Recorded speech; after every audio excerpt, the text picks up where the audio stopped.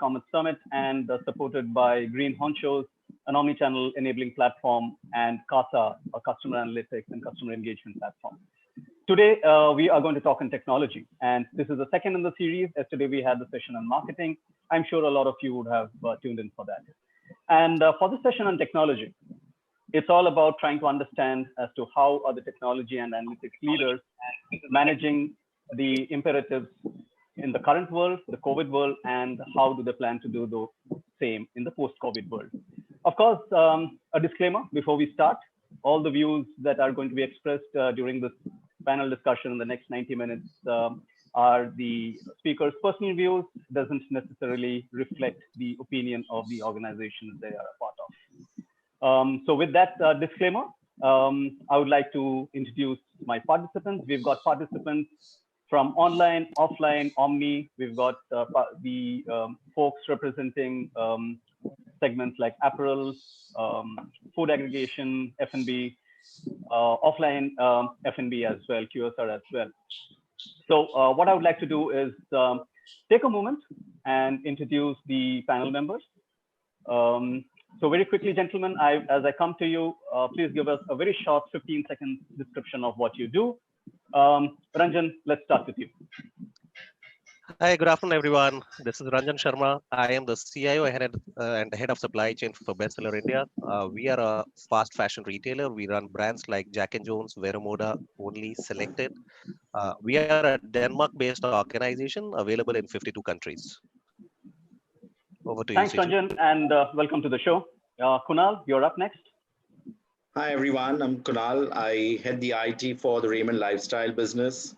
We're one of the largest men's apparel retailers in the country with about 1,600 stores and touch points of about 20,000 for our textiles and manufacturing.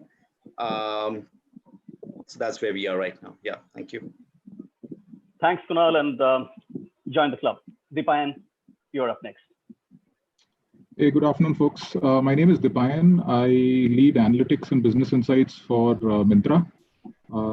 So I support the entire business, supply chain, product management, marketing, etc., with a team of analysts which look at both algorithmic solutions to which help day-to-day decision making, as well as doing RCAs on key business issues that are surfacing.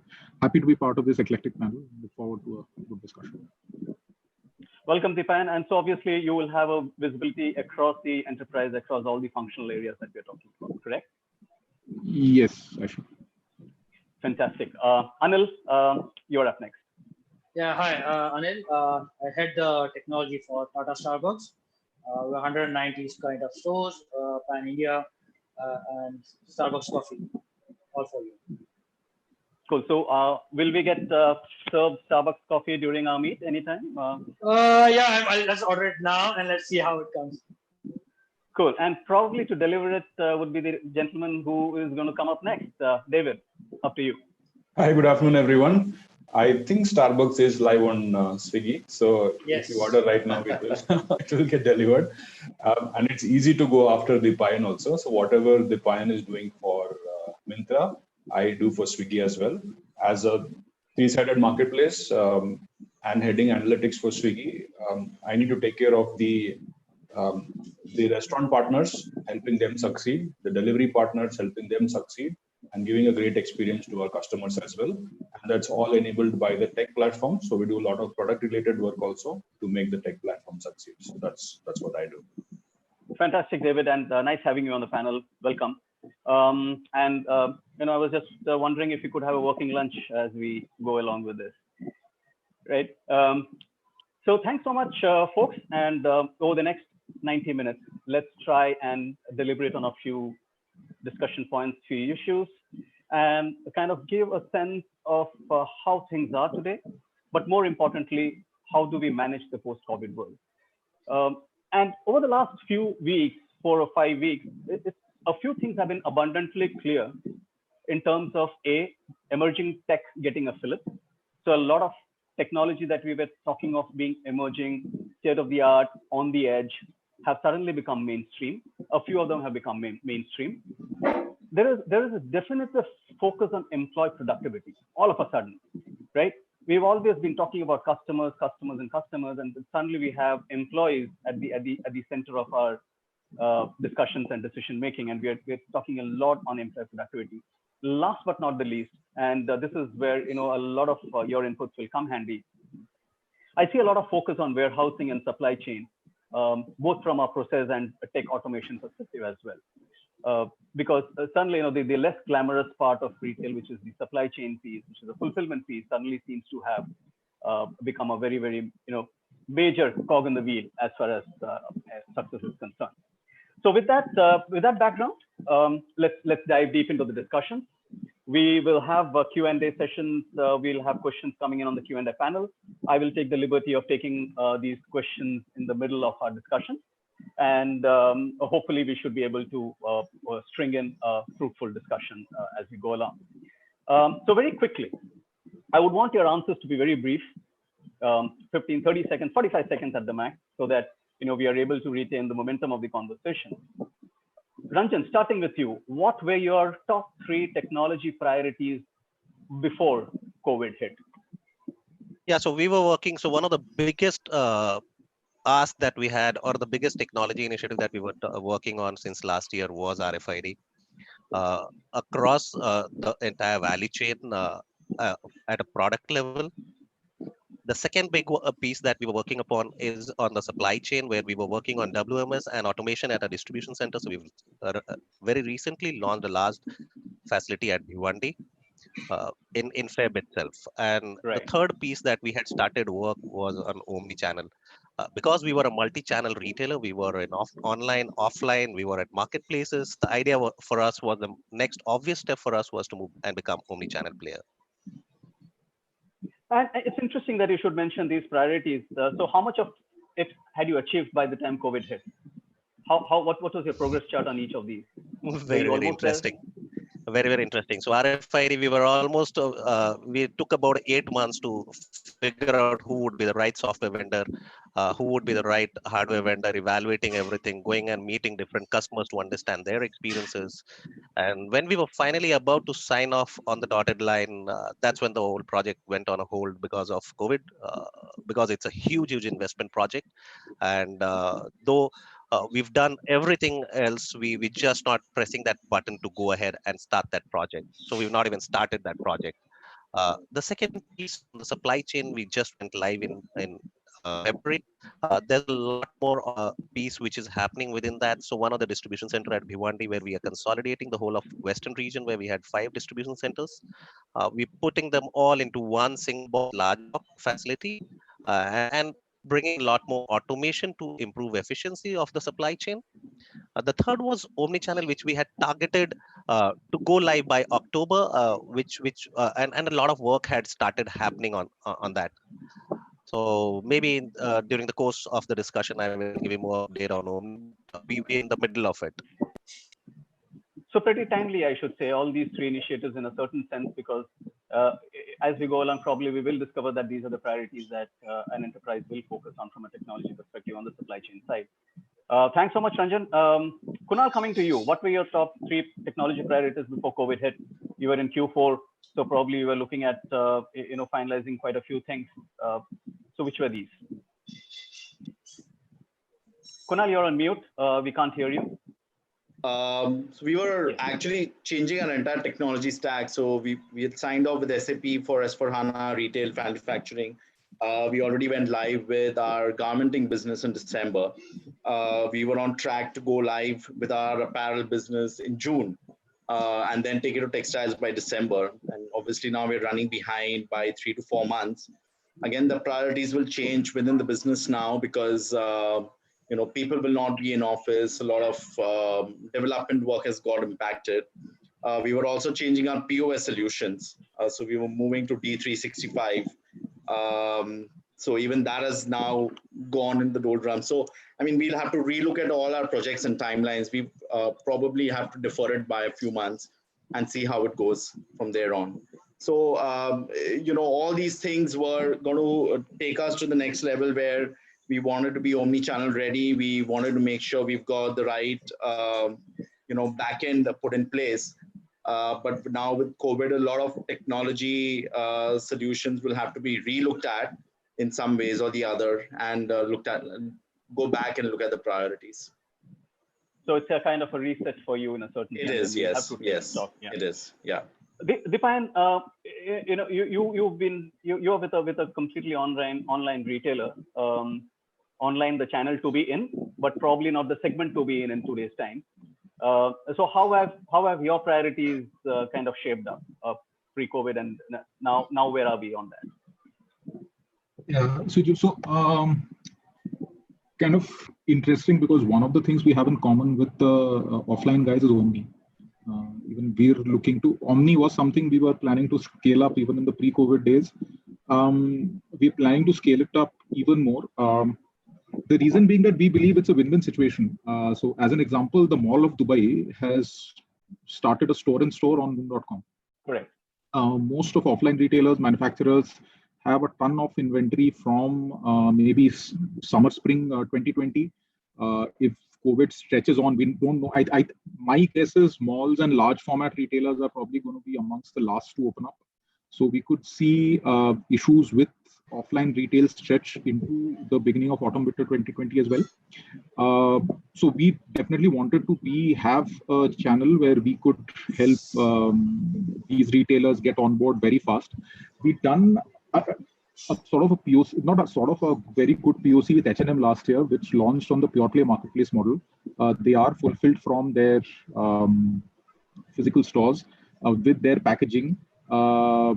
Using the Myntra logistics network, we really wanted to scale that whole offering up to other retailers as well.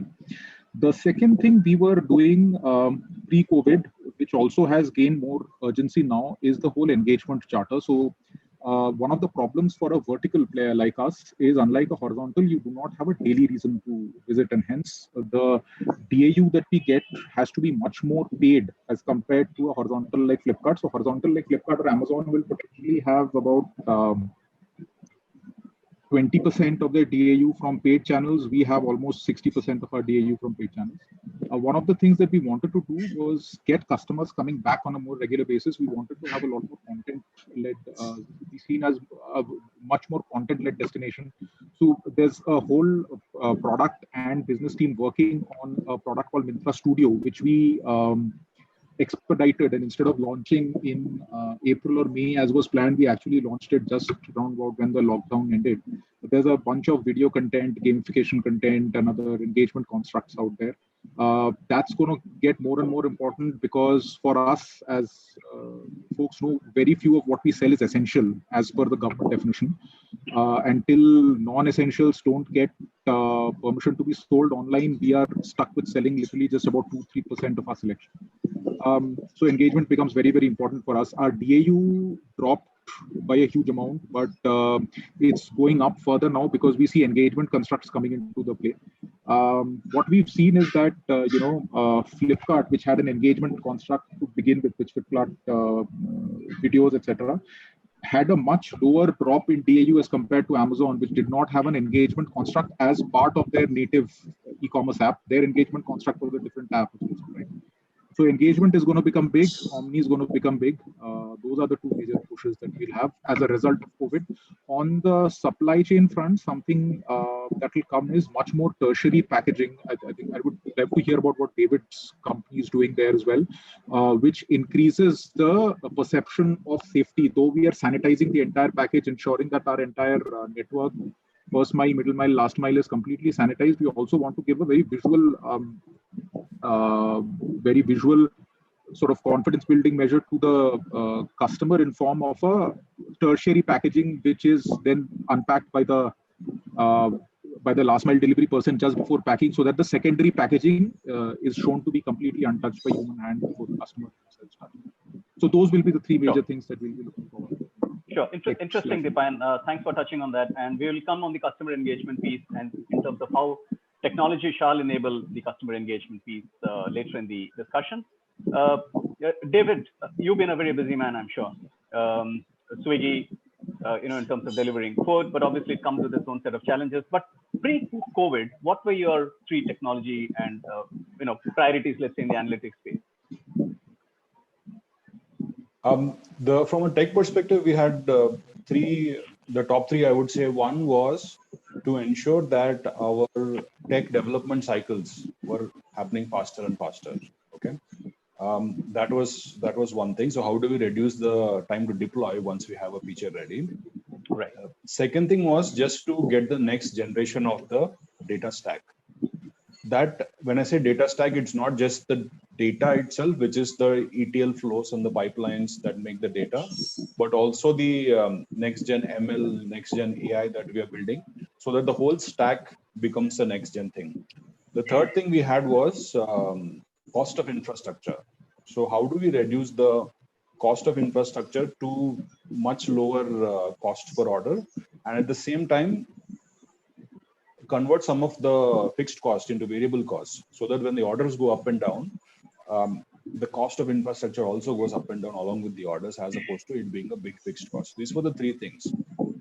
Once COVID hit, thankfully we were deemed an essential service, but that meant we had to do a huge bunch of new features that was only for COVID. Okay. Um, we built some features in days which are only applicable during COVID times. For example, we have things like contactless delivery. We have things like when a delivery person is wearing a mask, you can randomly ask the person to take a selfie, and you check for the mask compliance. Safety at restaurants. Okay, so these are features we launched in days, so that people are a little bit more comfortable ordering food. Then we had a bunch of features that we were anyway planning to launch, which we accelerated because of the COVID situation. Example is one is things like tipping for delivery partners, right? Yeah. Which was anyway something we wanted to launch because it gives them an extra side business and helps them earn a little bit more. We accelerated that as part of the COVID this one. And second thing was things like reducing crowding at the restaurants. Okay, we anyway wanted to reduce the wait time of the delivery partners at restaurants, but now we were a lot more aggressive in what we were doing to make sure that those specific crowding goals were met as well. Okay, I also think, just like Dipan was saying, right, there may be extra chinks to the supply chain, just extra links to the supply chain that might come up in the future. For example, tertiary packaging is an excellent idea. So one of the things we are looking at is, can we use the last mile for disinfection, for example? Okay, so if there is a ultraviolet light inside the bag, you know that when ultraviolet light shines on packaging, for example, any germs on the package actually get destroyed.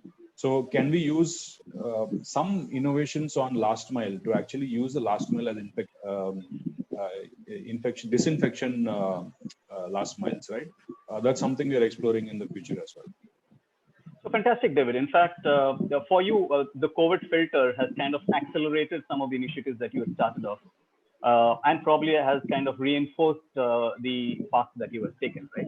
And we will discuss more on that, and especially on the employee part of it as well, the employee onboarding part of it, your partner onboarding part of it. And interesting, of course, is the sanitizing, philosophy that will become soon part of the new normal. And I mean, post-COVID, I think it's for the good. Thanks, David. And finally, Anil. Is Anil around or? Yeah. So for us, it was all about customer, and the whole digital roadmap was right in there, kicking off. And we had, while we ride heavily on Swiggy for our deliveries, something which we wanted to build in-house and start kind of a, and that was an ask from the market for a long time. And you must have heard our CEO, Mr. Navin Google roadmap or tech roadmap, which was planned across for pre-COVID, and there was a feature list around it for the next couple of quarters. That's something which was there on the tech platform, and we had our first drive-through pulling up somewhere in Chandigarh, in Punjab, and with the so-called mobile order and pay or deliveries. How do you want the infrastructure to be optimized and cost reduced? That was more from our tech standpoint. Okay, thanks, Anil. And you're talking about the customer being at the center of it, and you were anyways on your omni-channel journey pretty strongly. So again, distinctly, I see two aspects of stuff here. There have been cases like Kunal's where things have come to some kind of a pause, and probably would have to look at a reset, recalibrate the post-COVID scenario. And for quite a lot of you, the COVID screen kind of has acted as a filter and is going to accelerate quite a few things that you had started off earlier. So with that at base, very quickly, and this I need a very, very short input from you folks, starting with you, Anil, staying with you. What were your immediate priorities on the night of the lockdown? When on the night of the lockdown, from a technology perspective, what were the two things that you had to do so that the next day morning business could be as usual as possible? Yeah, so Sriran, very, very good one. And from the both perspective, let me talk. One from the HO purpose perspective, or the support center, as we call it here. What do we do for the partners out there, and what do we do at the store? For partners, we already had a kind of work from home kind of scenario there. So things were moreover in control. We just brought them into a more collaborative ways of working, and we took that day to explain or bringing the tools for collaboration in place first and foremost. And security was beefed up to a level where, in terms of emailing, in terms of spam, in terms of firewalls, and how do you bring that? VPN is something which was there somewhere in groups, in functions, which had to be brought in a larger audience there. So that was something which we did at a support center. So our BCP was called up and triggered, so that the essentials business running sequences are in place. From the store perspective, what we did is we directed a checklist on if at all a store has to be shut down or has to be open at any point of time, what other steps the system should go down as, what are the FAQs, what are the parameters which need to be taken care of, how do you remotely support it. The backend team was beefed up in terms of what should the call look like, how should the call be catered to, because that when you have a lockdown situation, when this scenario comes up, there's a lot of panic which is unwanted created internally, or what to do, what next, and what so and so forth, right? So we try to bring that down, saying that we are in control and getting out the message really loud and clear. So communication was something which was very strongly put into place. And you obviously had to procure laptops for your work from home employees, or did they already have it with them? All of us have laptops with us. So because it's a part of our culture somewhere, working from home, working from store, because the whole world works out of our store. Why can't we work out of our store? So that's any which way a mantra which is there. So we already had laptops in place. Yeah, I guess you were lucky because there were lots of enterprises who actually struggled, who actually have struggled in terms of acquiring the necessary hardware to enable the very simple work from home. Kunal, coming to you, the night of the lockdown. So how did you go to bed? I mean, what were the dreams? What were the nightmares? Well, the good part about it is we had already set up some collaborative tools during this period. So we had already moved to, Teams and Kaizala and things like that. So, most of our users were already trained through multiple workshops during December, November period. Obviously, nobody was envisaging something like this. Yeah. So from that perspective, there was some level of collaboration activity which was already done, and people were already used to that to a great extent. So that helped us tremendously. But obviously, the most important thing was the stores, because that was a big focus. Again, when you have 80-85% of the stores which are more of franchisee stores, communicating to them, making them understand the relevance of what we're trying to do was very, very important. So we've used this 1 month again to set up a lot of SOPs, but we'll come to that later. During the lockdown, again, in terms of your servers, because we've got a lot of on-premise stuff, how is the data center going to be managed? Your BCP, we had our BCP within our premises. There were a lot of other activities which happened within the premises. So in terms of your DG sets, UPS, how will those things be managed? Because will you get um, permissions for people to enter the premises? That was a big question that we had. And initially, the first 15, 20 days, we did not get those permissions to even let the support staff enter into the Raymond campus. So those were the problems we really faced back then. But again, like Anil, in our case also, most of the business users do, at least the critical ones, do carry laptops for their functions. So support wasn't very difficult for us, luckily. Uh, what really backfired in a lot of ways was the links that we had, which we wanted to upgrade and we couldn't during that period of time. So that's one challenge that we still continue to face from that perspective. But otherwise, we've been okay with the VPN access and all. A lot of organizations did face a problem with even VPN accesses because most of the licenses were bought off, during the first 2-3 days. So whoever got late in that period kind of missed the bus. But those were the kind of challenges. Otherwise, we were quite okay from that perspective. I could have a good sleep night. No, I'm glad because this has been an unprecedented event, right? It's a black swan event. I guess none of us in the panel out here, and I'm sure lots of the folks who've logged in, I don't think they've ever faced it, right? We've kind of read about it, but then read about black swan events, but we've never faced it. And we were caught on the blind side quite a lot. I mean, it's quite natural. Coming to Ranjan, Ranjan, if you're there, yeah, I can see you. So Ranjan, from your perspective, how prepared were you in terms of infrastructure, in terms of simple things like VPN access, in terms of laptops, in terms of hardware, the other parts of the hardware? So how prepared were you for to take on the lockdown? So for the last 2 years, because of security reasons, we were taking down VPN because that was a huge security threat. And suddenly we realized moving to Citrix wouldn't be as easy because it wouldn't be, since our Citrix servers were set up in Denmark, and the speed and the performance would become a huge challenge. So the day we were going down for the lockdown, we had to overnight set up a VPN server in India for the India business because it was becoming a nightmare for people to access everything on Citrix. That was the first thing that we had to do. Uh, then the second piece that also came up was about 80-85% of our people used to have laptops. About 15% of the people had desktops.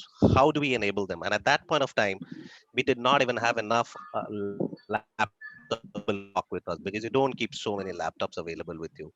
So how do you get? So then the idea was to figure out who are the key people who need to have an access to the systems, who are the critical people, and who are the people who can give away their laptops. Overnight, we had to get laptops picked up from different people's, get it delivered to the, other people's houses who are the critical users. That was a big nightmare, and then set up the whole piece because it's an image that needs to be set up for that particular user. Uh, then the next piece was also about during the lockdown. What was also very important was how do you collaborate with people with 3,700 odd people spread across the country. Collaboration was a big ask. We were trying to push Microsoft Team, Kaizala for a while. We had Microsoft Skype that people were very used to for a long time, and Microsoft Team we were pushing for almost about 6 months. Uh, Suddenly we realized that this was the best time to actually push through Kaizala and Microsoft Team kind of solution for collaboration. We already had a strong e-learning tool. Uh, we had to take in fact we had to take that higher up in terms of a notch higher because that was primarily used for the store users. It was not used for the corporate users. How do you bring in a lot more features to be able to enable the corporate users? uh, some of the other big pieces was also when you come down to on the other side of the operations. On the operation side, in terms of the offices, though we were lucky that we were on a hosted data center, so we did not have to manage our own data center. But yes, we still had a few servers. The file servers used to be there at some of the file servers. Some of the firewalls we used to have at some of the locations, our offices. How would we manage them? That was a big ask. So planning for that. Uh, then the big piece was also about security, because a lot of people earlier were used to working on our own network or our office network. Now they were supposed to log in from their private networks. It was a huge security risk. No matter what kind of a firewall or what kind of security equipments or devices you put in, solutions you put in, there is always a probability of somebody being able to crack into your network. So it was about educating people, and educating 3,700 people was not easy. Because that was a huge nightmare in terms of going back and educating people, saying what to do and what not to do in what kind of situations. And then we had a laundry list of what to do and what not to do, and we were also continuously updating that and upgrading that. So going ahead and rolling those pieces out. So So it's I all think about communication, Ranjan, right? I mean, it a lot is of it is around communication. Now, if I might just absolutely. stop you here, and then put the focus back on David and Deepan, because the reason why I focused on these three gentlemen first, David and Deepan, is because unlike them, you are digitally native in a certain sense, right? So, did you have the same kind of problems? Did you have a different list of problems on the night of the lockdown? Deepan, I could start with you. Sure. So, so there are problems from the lockdown actually were more on the operational side, on how on the warehouses, on the last mile delivery centers, rather than necessarily the technology side. Two reasons. One, we actually were in a BCP mode since 10th of March. So the whole company was working from home from 10th of March itself. As a BCP protocol, including the whole group actually, PhonePe, Flipkart, everybody has been working from home from 10th March. So when lockdown came on 24th March, we already had 2 weeks of work from home experience. We have Hangouts. So Hangouts is our mode of, we don't use Teams or Zoom so much. Hangouts is the meeting software that we use. We've been using that in the past as well for large meetings. So people are used to doing meetings on Hangouts. This was obviously unprecedented. We usually have a 90-10 on-site and remote participation in any given meeting or any project. Here you're talking about 100%, but we had 2 weeks to get ready for them. Our issues were primarily with operations, as I said. So how do we keep the FCs functioning? There were orders that were getting placed till that morning, which were stuck in our FCs, contacting the customers and letting them know that, your order is going to get delayed because of unprecedented reasons. Would you want to cancel? Would you still want to retain the order? So the massive contact campaign was done. There was a lot of CRM that got done to let customers know that the store would get taken down till we figured out the advisories, till we figured out what was essential, what was non-essential, what we could serve, what we could not serve. So it's again more of communication to the customers, right? Communication to customers. We've been talking about communication to employees. So in your case, it was more about communication to customers in terms of orders that could be possibly delayed, giving them updates about the situation and so on and so forth. Yeah, and with our partners, specifically, a lot of our contact center is outsourced. So we really needed to get their processes up and ready to work from home, because typically our partners on the contact center were not used to working remotely. They were used to working in a office premises. They didn't have the tools or the technology to enable the call center agents to log in from homes, etc. And all of our what we call level 0 calls are handled by outsourced partners. We take the escalations in-house. So the technology team had to really work very closely with our partners to ensure that operations does not get hampered to whatever extent is possible. It included having some of our team leads, level 1, level 2's contact center agents also act as level 0s, rerouting some of the level 0 calls to our call center. Some of the functions which... Sorry to interrupt you, but I think this is important, Deepan, and this is perhaps the not so visible aspect of impact on business due to COVID is just what you mentioned in terms of the level 0 support. I'm sure that's something that you would probably keep in mind post-COVID as well, in terms of how do you mitigate that risk, because I think exactly. So we didn't have a BCP for that. Yeah. And coming to you, sorry, I'll come back to you, Deepan. Coming to you, David. Night of the lockdown. How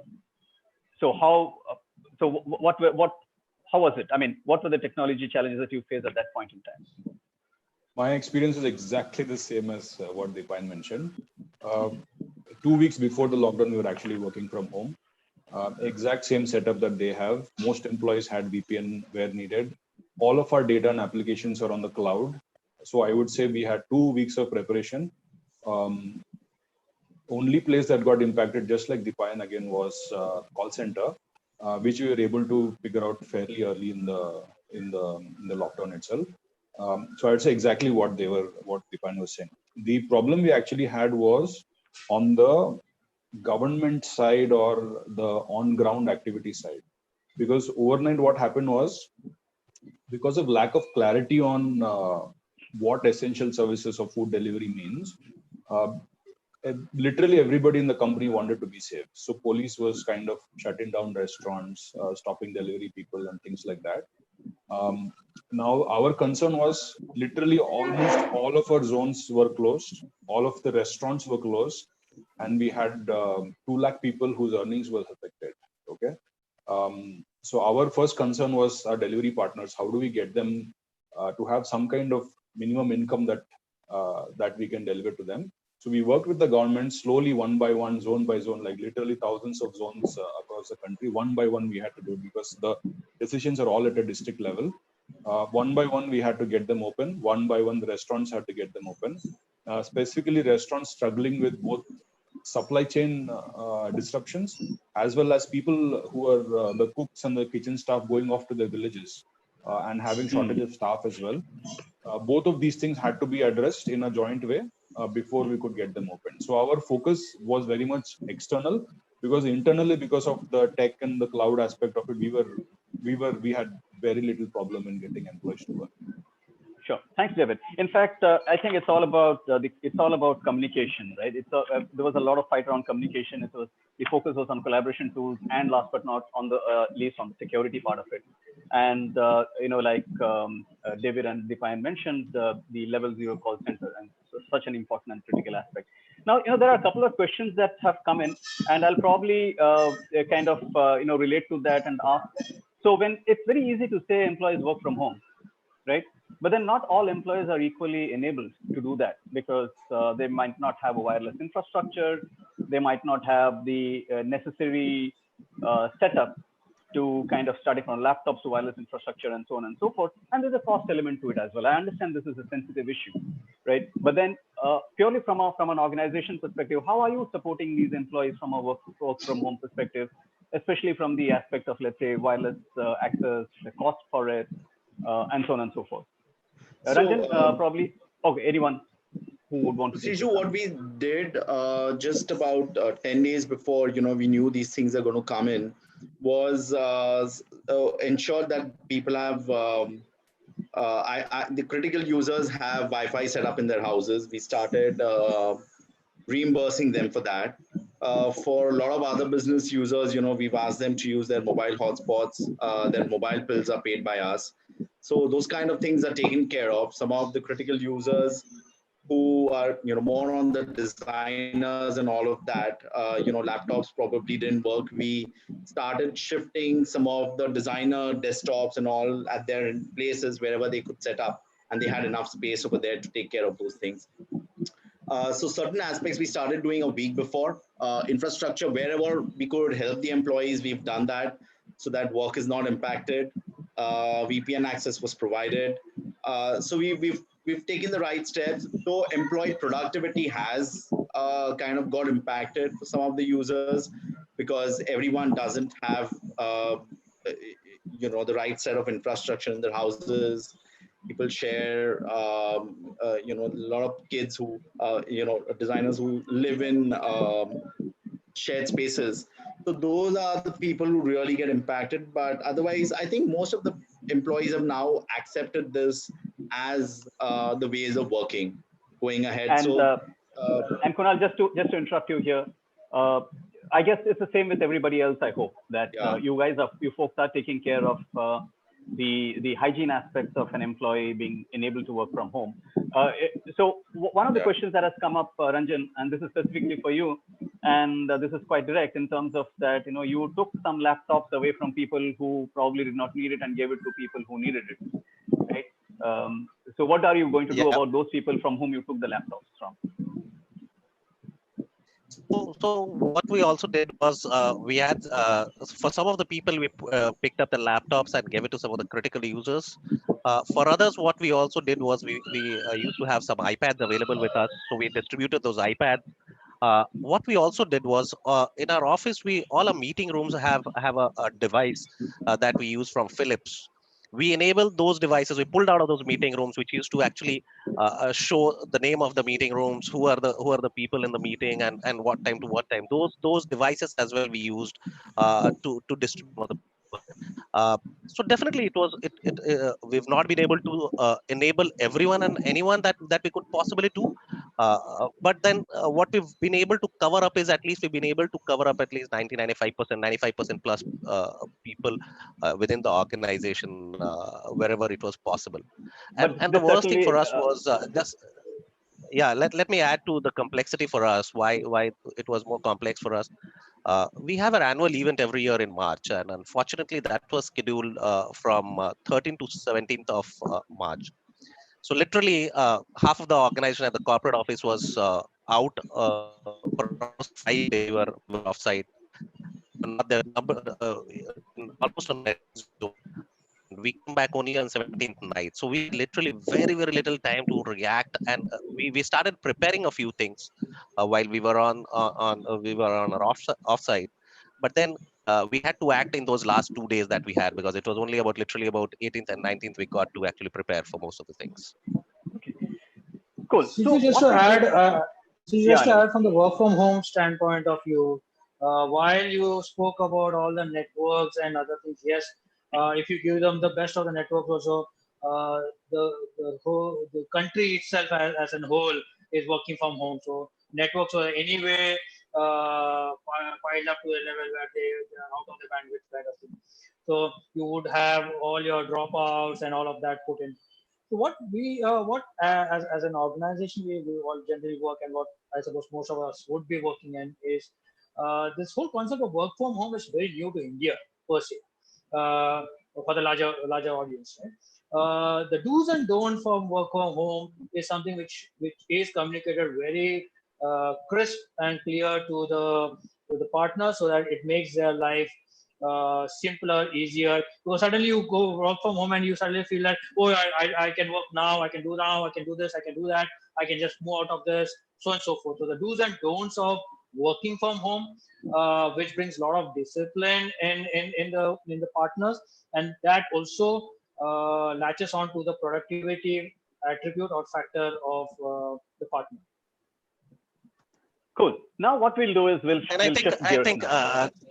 just let me add to that what Anil said. To add Sure. to that, what was also very important was uh, it's we've never had a time where the entire family has been together and everyone is hooked onto the internet. So internet has become the most casiest of the thing at home, where you have your kids who are hooked onto it because they now need to have attend their classes. You will have your wife hooking onto it because she would be consuming some data, she would be doing her own stuff, and then you are hooked onto it. You are literally about 8 to 9 hours a day on calls, different meetings. So internet, no matter what you had, was becoming more and more difficult for people to get access to. Yeah, absolutely. And I guess that's the most wanted commodity today. So now what Yeah. we'll do is we'll quickly shift gears, right? We've already 45 minutes into our discussion, and we've got about another 40 minutes left or 45 minutes left. What we shall do now is look into the post-COVID scenario. We will not dwell on what's happening now. We all know, we are aware of how business is and the role that technology played in enabling businesses to kind of go uphill during this period. What we shall do is we shall now focus on the post-COVID scenario and understand from you your priorities on essentially 4 different dimensions. The first dimension being conserving cash, because every business has as its number one mantra today about conserving cash, right? And irrespective of the business that one is in, it's all about conserving cash. So I would want to understand from you. Obviously, the disclaimer is on all these 4 dimensions, whatever you can share, please do. I'm sure a lot of it is work in progress and a lot of it is strategic and crucial. So you would not be open to sharing it, but do give us whatever visibility you can. So the first dimension is about conserving cash. Second dimension is in terms of business SOPs, because business SOPs have changed massively, and I suspect it will be so even more for people like Ranjan, Kunal, and Anil who've got stores around. So business SOPs have changed a lot. Customer engagement, Dipayan touched upon it. They've already been, since they are a purely online channel, customer engagement is very, very key for them, and that's why they've been pretty much active on that front. But customer engagement is something that is what a lot of companies are focusing on today and will focus on post-COVID as well.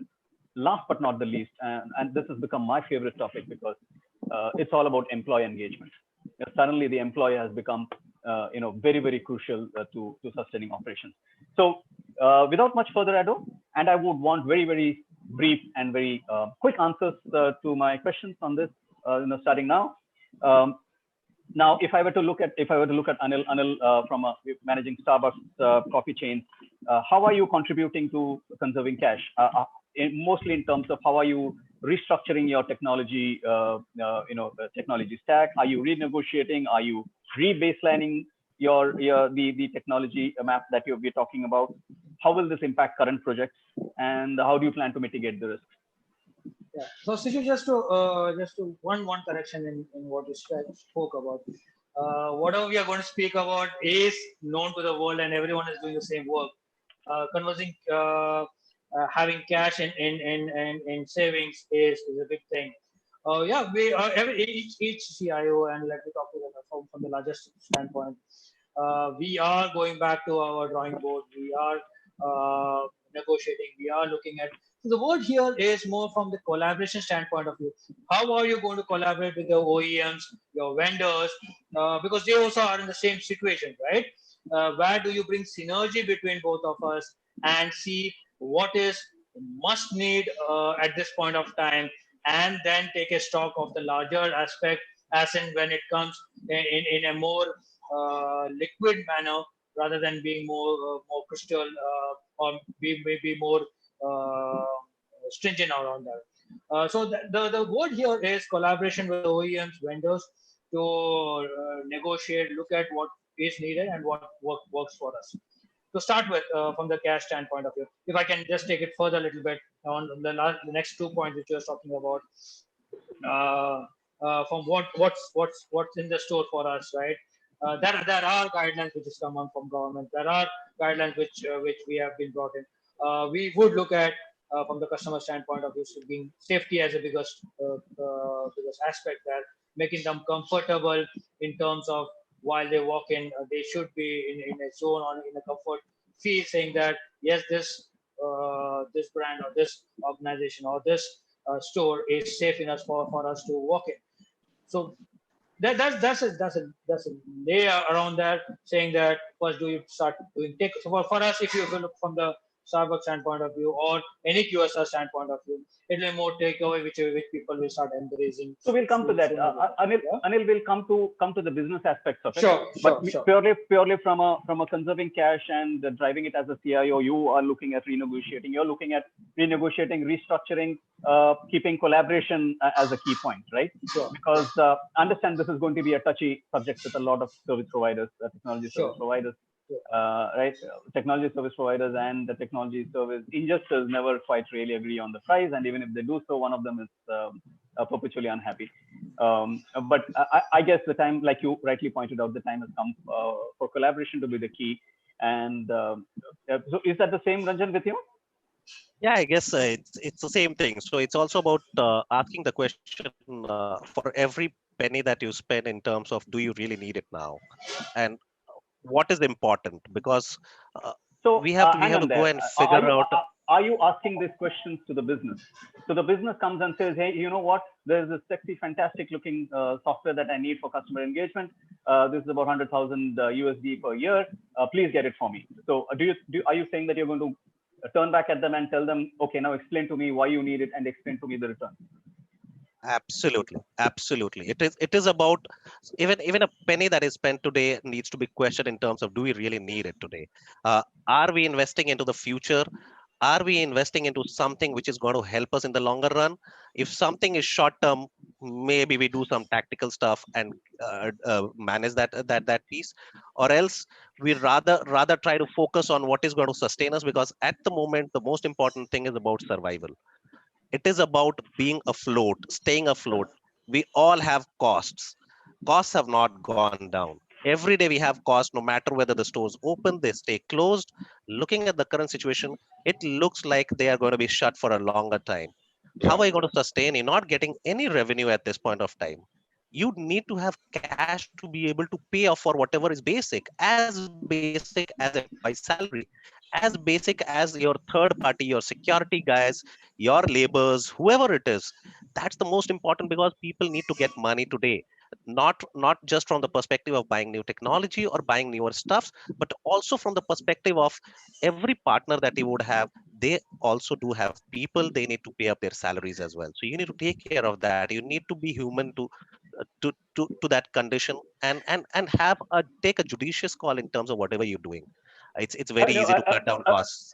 yeah, appreciate that, Ranjan, because it's all about being compassionate to your partners Yeah, as well. yeah. And I'll remind you of that, at a different point in time. But then, uh, very quickly, Anil, yes or no? Are you going to take businesses? Are you going to give businesses a hard time and ask them to really justify what they need? Yes or no? Yes, for sure. And Okay, Kunal, and business also goes with it.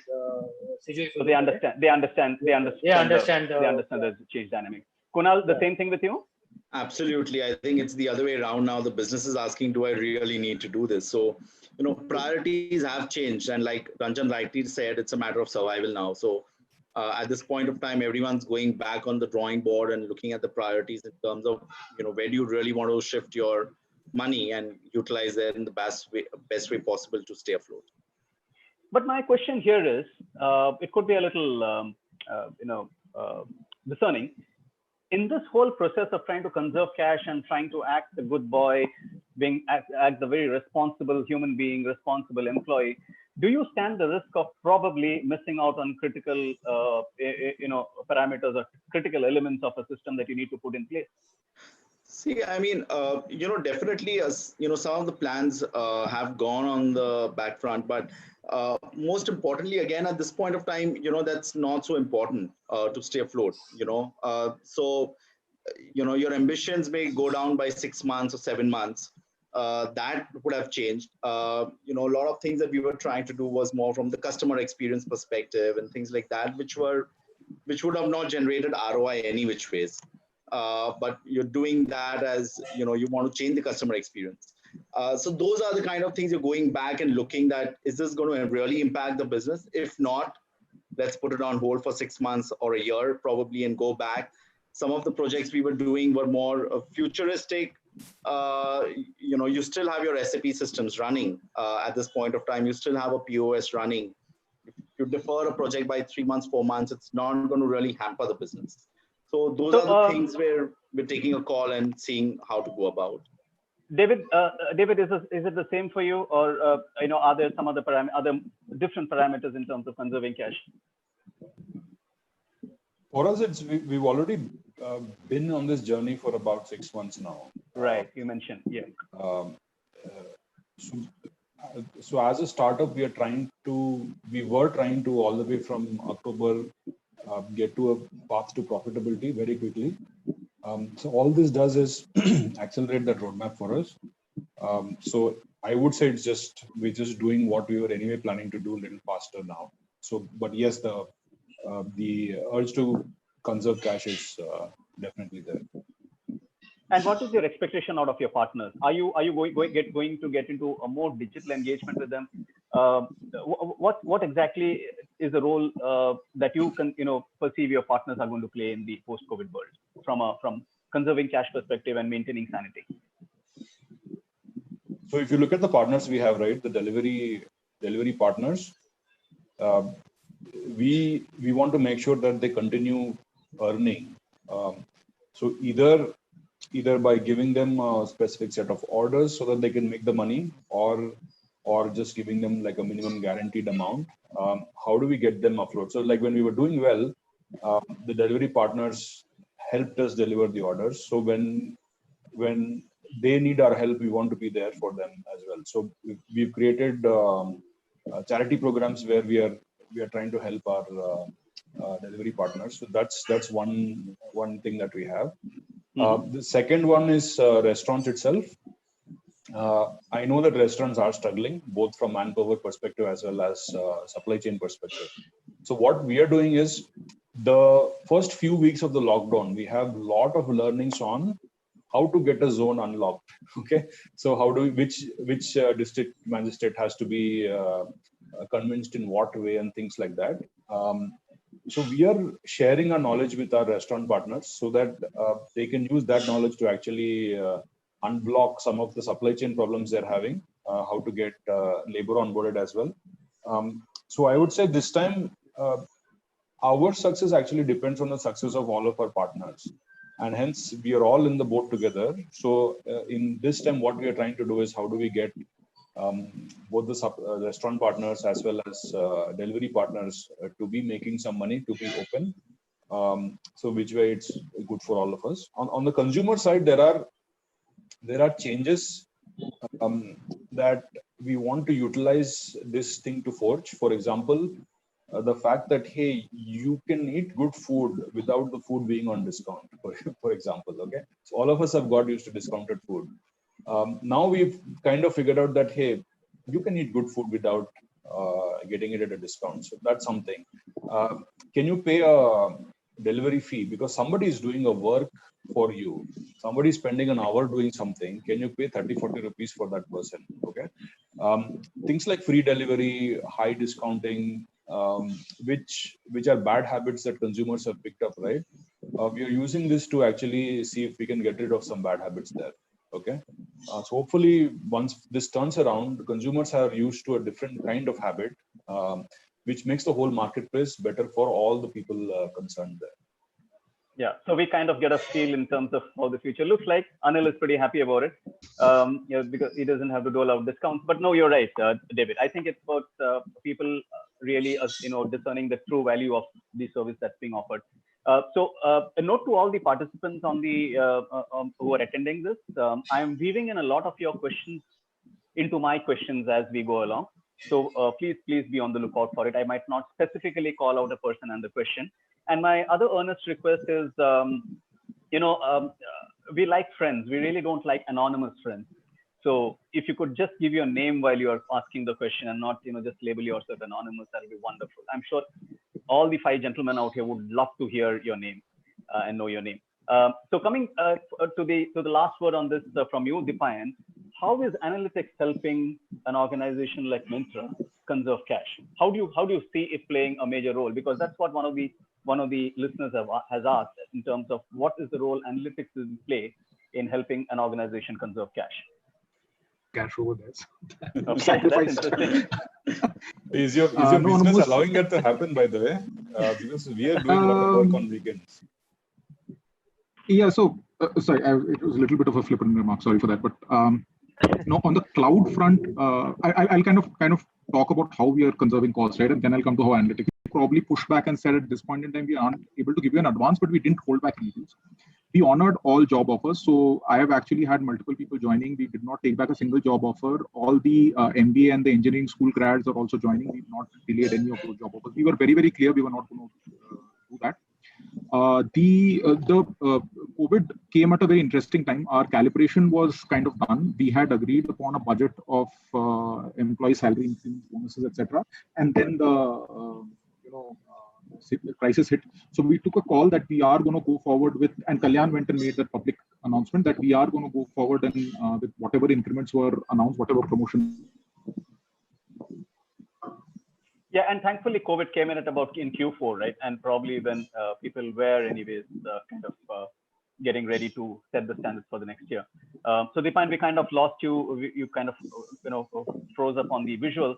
But I mean, we should thank Myntra for this, because they have not resorted to a very traditional method of conserving cash, which is not paying suppliers.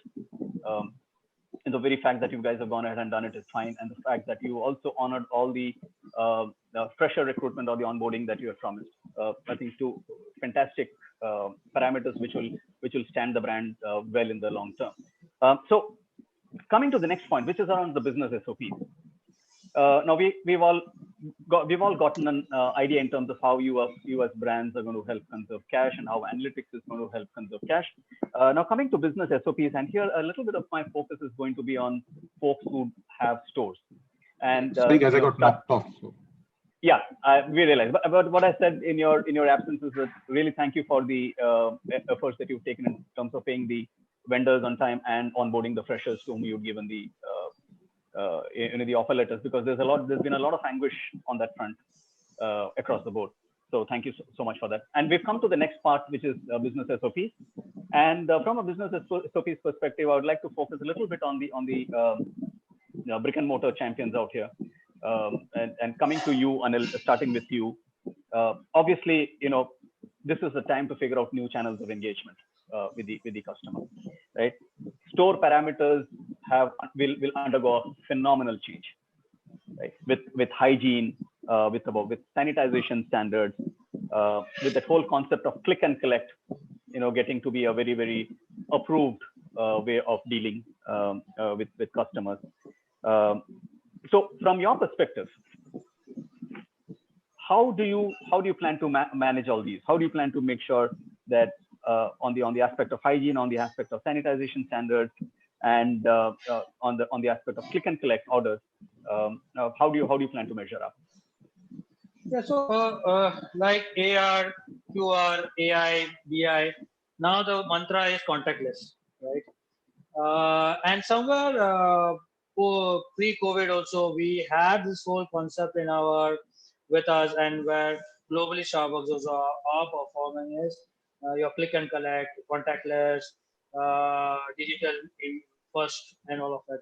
So that was any which ways in the plan of action for us. So there's no major change which we're going to do. Yes, some aspects like while a customer walks in, you know about his temperature, and then use technology in a manner saying that how do you have social distancing in the store when he walks in, how hygiene is prepared, how hygiene is maintained. I have a checklist where the customer can see it and have the feel of it, right?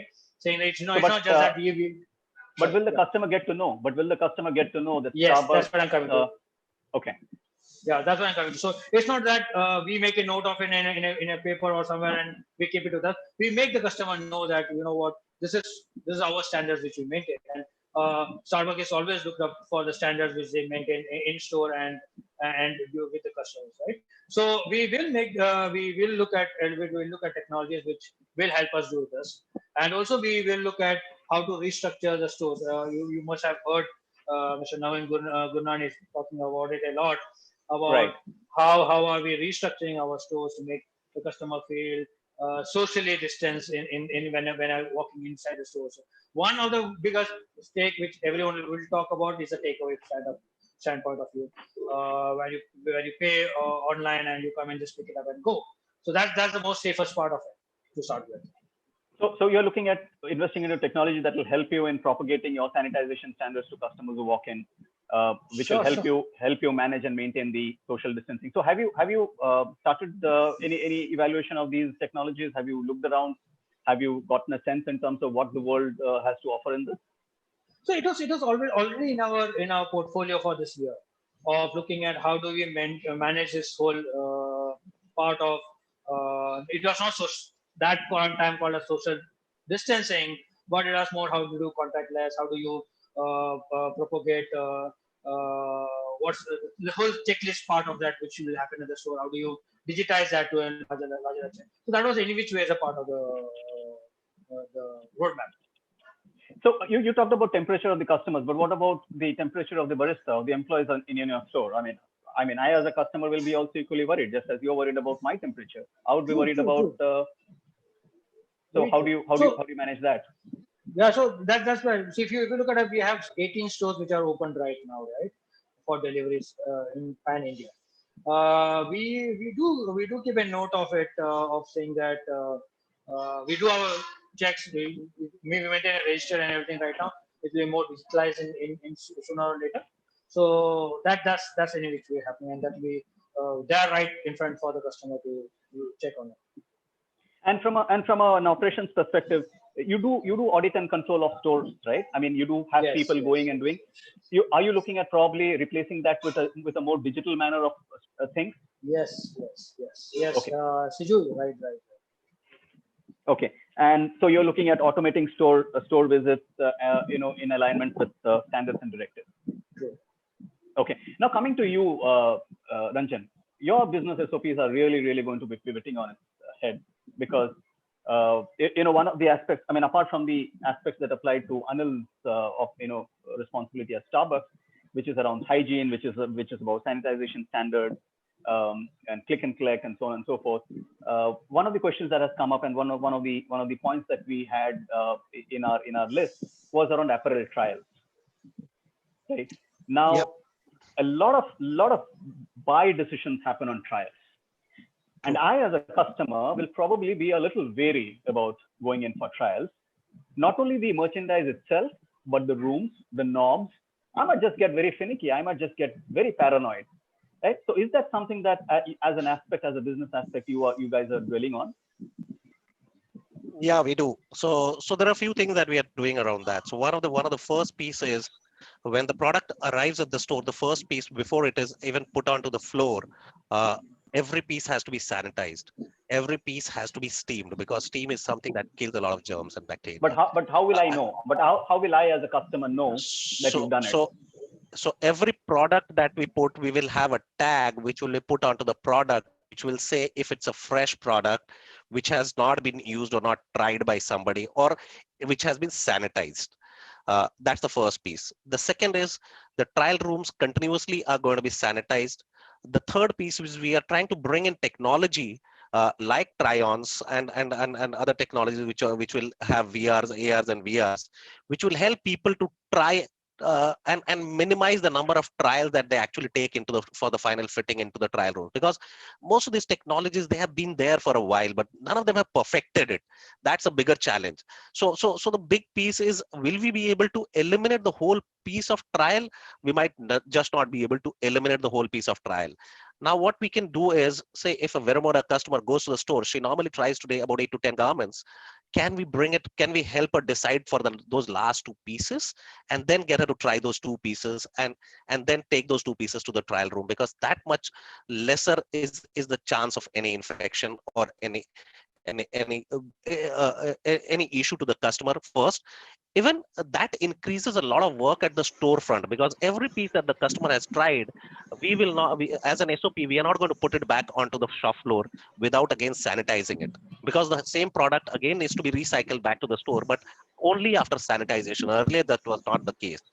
If it was a good product, it looked good, it would just go in, and somebody would put it into the hanger and place it onto the shop floor.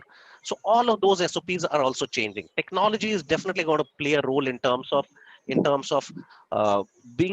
the customer to take a decision, in terms of narrowing the choice, and then be able to take an informed call. Will this be available across all the stores? Might not be, because it's too short a time to get all this technology available across the stores. We will start working with a few stores, and then maybe keep rolling it out across all other stores.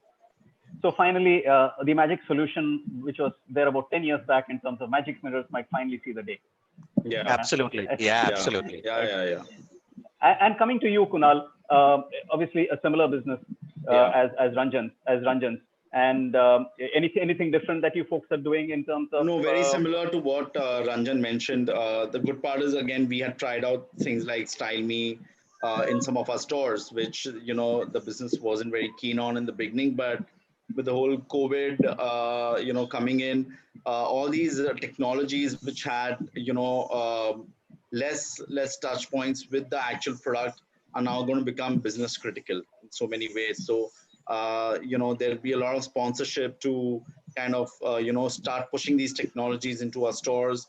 Franchisees who were not very keen and were more traditional will now be open to start looking at this from a very different perspective. So in a lot of ways, some of the things that people thought were fancy are now actually the more critical ones to relook at. So the mindset obviously has changed. and we put down very stringent SOPs for all our stores. We've taken the last 1 month, really trained the store staffs every single day. Not just from the product management perspective, but their own well-being, hygiene, safety, precautions. So all of that also has been carried out in the last 1 month to ensure everyone's continuously engaged and understands the criticality of what they're going to be serving the customers. No, and I think, while both you and Ranjan, you're talking of your partners, you're talking of your franchisees. There are a lot of brands in apparel who have franchisees across the world and across the country. And these are stores, these are individuals who probably own, one store or a couple of stores, that's it. And I think the important thing is for the brands to, help and partner with these folks, with these franchisees, in ensuring that the same salience is maintained, the same rigor is maintained in terms of hygiene. Right? I think that's going to be crucial, and that's what a lot of brands need to be doing. Now, coming to you, David. Obviously, yours is the most critical category when it comes to hygiene and in terms of being accepted. I suspect you obviously worked. You obviously work ahead of the curve as far as this is concerned.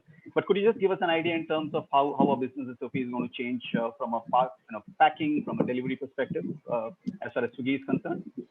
So specifically, the entire restaurant SOP is going to change. For example, what we're already doing in maybe like 10,000 restaurants is every 4 hours, the entire restaurant is sanitized. Everybody is wearing a mask. Daily temperature checks of the staff. So you make that a precondition for Swiggy to pick up? We make that today we make that as a precondition to have the safety tag on the website, and we check for proof that the particular restaurant has a safety tag. Once we are actually able to go and verify on the ground, we are not able to go and see, right? Now the verification is like over video and things like that. So once we're able to verify, we can be a little bit more stricter on those guidelines of getting that safety stamp on the restaurant. Okay. What will end up happening in the future is that becomes a minimum thing for everybody, all the restaurants to have that. Correct. That is going to be a big deal for all the restaurants, because if you look at restaurant operations, it's not changed much in the last 30, 40, 50 years. Okay. The way you cook the food is pretty much the same. Okay. The other thing is, if you want to do social distancing and human contact causes infection, you will look at new business models where humans are not needed. Okay. There are already, bots that can make burgers, for example, or if you want to make a fried rice, you can get a robot to make it. Not very mature, I would say, but that as a work stream would pick up. On the delivery side, what we are also trying to do is, like I already talked about, how do we reduce interactions between delivery executives at the restaurant location? How do we reduce crowding there? So we have algorithms which can predict how long the food is going to take and will send the person just as the food is getting ready. Okay. And we also have social distancing, those boxes we have outside stores where delivery executives get a notification once the food is ready, then they can go to the counter and pick up the order. Normally there's a crowd in front of the counter. So, and I also talked about using the last mile for disinfection. We also putting a fresh cover and seal at the restaurant so that the food inside doesn't get infected during transit. So once you reach home, you can actually tear off the paper. So that's the tertiary packing that Deepan was talking about. Yeah, technically in this case it's secondary packaging because there is a restaurant packaging on top of it. We put the whatever hygiene packaging. So that you can tear off at home, and then you have something a little bit more safer. So those are all the innovations we'll have to do on the SOP side once this is happening. David, have your costs gone up because of this? The overall operational costs? Most of the extra costs, actually, it's not that significant to do all these things from a cost perspective. The extra cost for us is actually to continue to pay the delivery executives when they're not working. That's a huge cost for us. Okay, that's a big one. Giving away free masks, we've given free masks to all of our people who want to deliver. If they want to buy a hand sanitizer, we reimburse that for them. Those kind of things, they are there, but not really the big cost. Big cost is keeping people on the roll when they're not working. Yeah. So yeah, I mean, you're looking at more of contactless pickup, right? I mean, or a socially distanced pickup of stuff, which is very important, right, David? I mean, we've all every QSR is talking about contactless deliveries, but here you're talking in terms of how do you make sure that the person who's picking up the Actually, I don't know if you guys realize it, but a lot of customers are actually not comfortable with contactless deliveries. So what we are seeing is we built that feature and it was all right for a few weeks. Now people want to come out of their house and collect the food. Okay, so we don't know if it's that useful now. By the way, okay? The adoption is slowly going down. Yeah, and obviously, from a restaurant SOP's perspective, and obviously you need to do a lot of audits as well. And there are technologies available to do these audits, and probably that's what's going to be. And FSSAI has done a good job. They've given a new set of guidelines on how to run restaurants. This is quite comprehensive, and restaurants follow that. It's going to be very useful for them. Fantastic.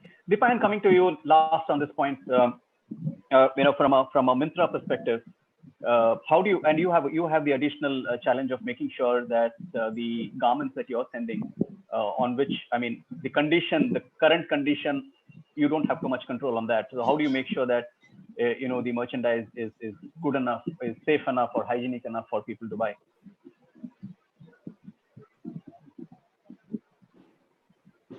Deepan, you're on mute.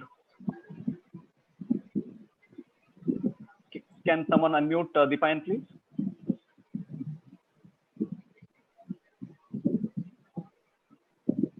Yeah, I'm trying. I'm not able to. You can move forward. Maybe we can. Okay. No worries. We'll get back to Deepan on the business SOPs front. Quickly, we'll move on to customer engagement as a third dimension. Now, from a customer engagement perspective, we have businesses like Swiggy who've been on. We have businesses like Starbucks, which about 18 stores open. Bestseller and Raymond, all the stores closed. So Deepan, you're back. So can you hear? Can you hear me? Yeah. So did you get the question? Then we'll quickly take your input on that. So I think, see, at the garment, basically, there are two business models we have, right? So there's the business model which is fulfilled by Myntra, where the garments actually go into our warehouse and are fulfilled from them. And the second is the pure play marketplace, where the garment is with the seller packs it and it doesn't hit the warehouse. So basically, there are 3 or 4 stages in the supply chain. So there's the first mile, which is the pickup center. There is the transit hub or the middle mile. There's the logistics transport. Then there's the last mile. So essentially, we have sanitization procedures which have been mandated across all these centers. Last mile is the most important for us in that aspect, because all of our last mile is outsourced to the Mensa network, who are folks like your Kirana stores, pharmacy stores, etc., who are double hatting as Myntra delivery partners using their already available infrastructure. So there we have to really ramp up our audit processes to ensure that they are not bypassing all the sanitization requirements. The rest of the entire supply chain is company owned. So there we have sanitization of both product and employee. So for example, in all our pickup hubs, transit hubs, and fulfillment centers, we have sanitization tunnels. So when employees are walking in, they are being sanitized by sort of like sprays, etc. We have taken a hit on capacity. So for example, we have put in space between multiple packing desks. So where earlier we would have 15 packing desks, we probably have only 10 now, with more space between different packers. Where the security checks were done in terms of entry and exit for all the folks who are working. Now it's a contactless security check.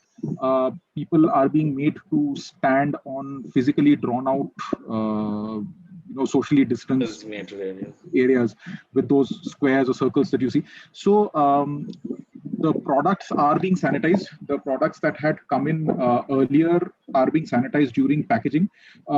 The product itself is not so much of an issue, because most of our products will be in some sort of primary packaging that the brand will be providing us. So it's the packaging that needs to get cleaned and such. We are thinking about tertiary packaging in terms of a plastic package, which the delivery executive takes out during delivery so that the secondary packaging, as I was talking about, is not touched by human hand and the customer can then take that delivery. So yeah, those are all the steps that are being taken. Audit function becomes very, very important right now, audit and training. So obviously bumped up efforts on that front. Sure. In fact, the key takeaway from me as far as this dimension of business SOPs is concerned is about communication to the customers about your adherence to hygiene and sanitization standards and the audit of your partners in making sure that they are following the processes. So good couple of takeaways from this dimension. Now we've got about another 20-25 minutes to focus on the remaining two dimensions. So we quickly do that so that we've got about 15 minutes to take the remaining questions that I have not woven into our conversation so far. So coming to the third one, which is around customer engagement, right? Now, the focus will be on driving an elevated customer engagement through seamless commerce and interaction capabilities. Like I was mentioning, Ranjan and Kunal, your businesses are near zero, right? Anil has got about 18 stores of his running. Swiggy and Myntra. Swiggy is obviously on full steam ahead. Myntra on essentials. Now, in these conditions where you do not have sales as an aspect coming in, what's been your take on customer engagement? And how have you been engaging with customers in the last few weeks? And what's been the mode of engaging with these customers? What tech interventions have you done? Let me start with Ranjan on this very quickly. And I please don't take more than a minute or two from on each of these. Sure. So the kind of customer engagement that we've started, because business is near to zero, in fact zero, because the e-commerce is also not getting delivered. So the biggest challenge was, should we keep spending in terms of the customer and marketing? But initially for the first week, we said we do not want to spend money there. But then we realized that spending in terms of customer engagement was very, very important. One of the things which was a long pending task for us was the data enrichment. And that's something that we embarked upon. So enriching the consumer data itself, because customers are at home, most of the customers are at home. They do not have enough, they're not venturing out. They have enough time to be able to give their information. If we are only able to incentivize them to be able to capture more data, get to know the customers more about them, and also about informing them, keeping them informed time to time in terms of what we are doing, how are we doing, what so are you doing that? Are you doing that today? What is the mode? How are you reaching out? The reach is primarily mostly based on SMSs and emails, because a lot of our customers we don't even have the email data today, especially our offline data customer data. So we are enriching that one, but the biggest medium today still has been SMS, and we are trying to get the WhatsApp for business up and running as quickly as possible, so that becomes another medium to be able to reach out to the consumer. So Kunal, what about you? Have you been reaching out to the similar like Ranjan? We've cleaned up a lot of our data, but what we've also done more is we've been having all these wellness workshops and health workshops done by our L&D team. So we also reached out to our customers to join us in their work in these kind of workshops. Motivational speakers coming in. So how did you reach out to them? So a lot of customers, whoever we had clean data, we reached out through SMSs, calls. A lot of customers are known to the franchisees and to our own store managers, so they actually personally call them up. So there's a little bit of real-time touch point over there, and we ask them to get into these workshops with us, which the L&D had organized.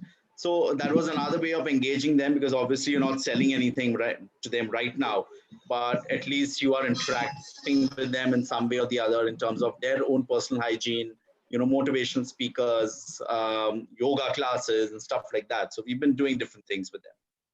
Kunal, coming to you, Dipayan, how have you been doing it, and has there been a change in the analytics outlook? So you heard both Kunal and Ranjan talking about them being handicapped by the fact that they really did not have high fidelity customer data. Now, high fidelity customer data could have probably helped them engage better. Did you have those kind of challenges, or and how did you go about engaging? So yeah, as I touched upon briefly earlier, see, customer engagement was an issue with us even before COVID struck. because as a vertical that sells largely discretionary items, we are not an everyday destination for a customer, unlike a horizontal where you visit every day because there are grocery items, there are home furnishings, home decor, etc., household items which you need to buy on a daily basis, electronics, accessories, etc.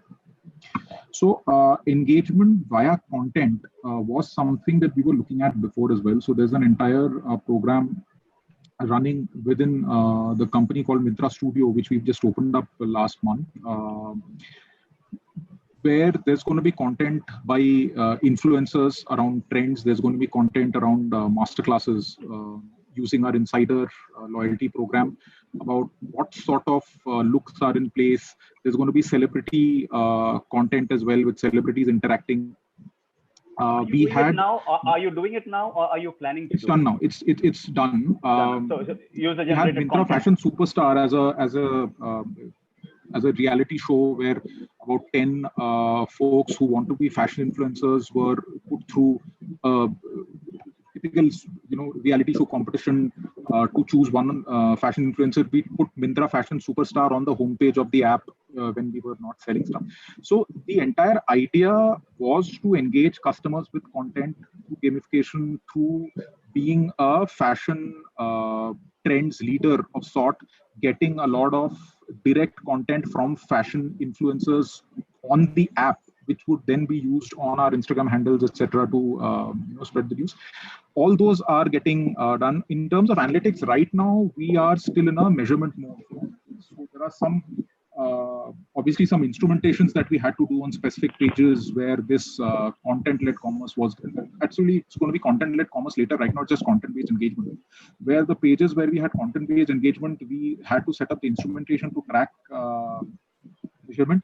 Earlier, our measurement was primarily on instances of whether they browsed a page, looked at a product page, etc. Now we are looking at depth of engagement. So within a particular page, how long? So typical things that YouTube would care about: how many videos were played to 50% of the duration. If there were 10 engagement links within a particular content page, how many of those links did the customer engage with? So we probably in the next 6 months, we're building up our understanding of how customers engage with content. And once that happens, then we'll start drawing the links of how does content actually help commerce or help monetization. Right now we are in data collection mode, not so much of sounds pretty interesting. And coming to you, David, I mean, obviously your biggest customer engagement is in terms of the commerce that gets driven. But apart from that, any particular avenues of customer engagement you've driven during these COVID times, which you will probably take in even post-COVID as well? Yeah, a good thing for us is we are a high intent platform, which is when somebody is hungry, they come to Swiggy and they order their food. Okay, so we don't have to try so much of an engagement because people come to us with high intent. The other thing is the reasons people are not buying right now are some things nobody can control. For example, if my favorite restaurant is closed and I only want to order from there, so there's no way I can order on Swiggy. If my city is closed, if the government has forbidden operations in the city, then even if I want to buy, there's nothing I can do. There are a small percentage of people who are genuinely spooked by this whole thing, saying, hey, I don't think food is safe anymore.